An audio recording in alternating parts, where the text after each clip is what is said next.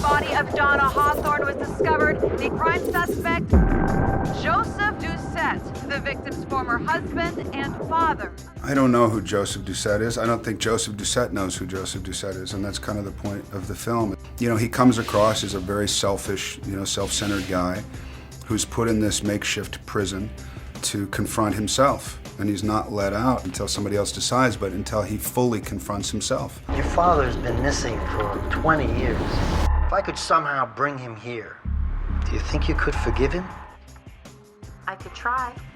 Mark, tell me about some of the challenges in remaking what many people consider to be one of the most grueling cinematic experiences of all time. There's no way you can go into an American version and say, we're going to strive to even be better or different or transcend that original film. But what we can do is then say, okay, we want it to be this deep, intense experience. And for people who haven't seen the original, when they see our version, it's pretty impactful. Last call for alcohol. Michael, all I can tell so far from the trailer is that your character has three-quarter length hair and a paisley shirt. Tell me a little bit more about who you play in this film. His name is Chucky, and Chucky is a friend of Joe, who's the lead character played by Josh Brolin. Friends from childhood. And when Joe reappears, he comes to me really for shelter because he's a wanted man at that point and he has no place to go and knows that I'm a trusted friend and that I'm going to be there for him. And I have to help him get his life back together and kind of piece together what happened.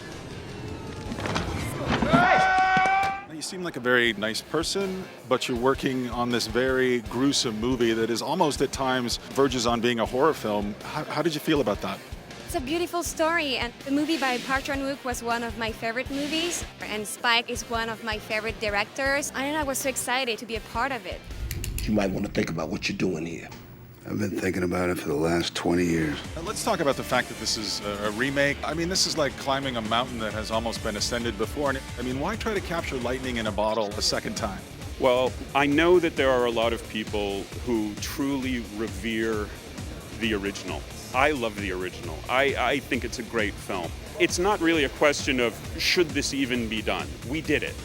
And so I just hope people have an interest in seeing it and keep an open mind when they do and know that it came out of a place of love and respect for the original. And my feeling always is that, most people I run into have not seen the original.